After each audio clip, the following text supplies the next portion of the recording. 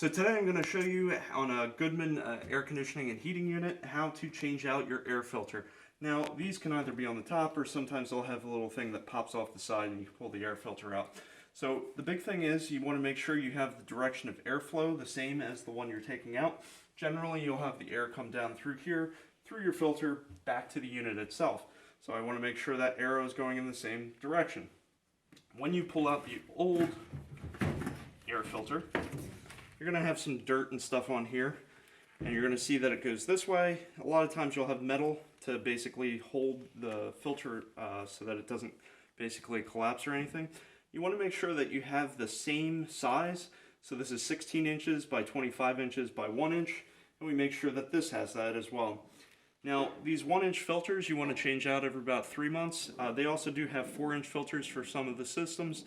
Those can go about 6 months between changes.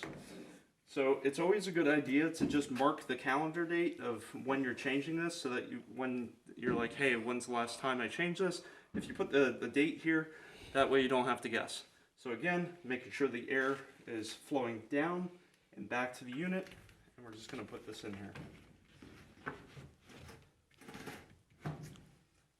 And it's as easy as that. So the higher the MERV rating, basically you can filter out more particulates. If you have issues with like pollen and allergies and things, especially in the spring season, you might want to consider going with a higher MERV rating. That way you don't have as many of your allergies if you keep your windows shut and basically recirculate the air through the house. Alright, well thank you for watching. Please subscribe and have a great day.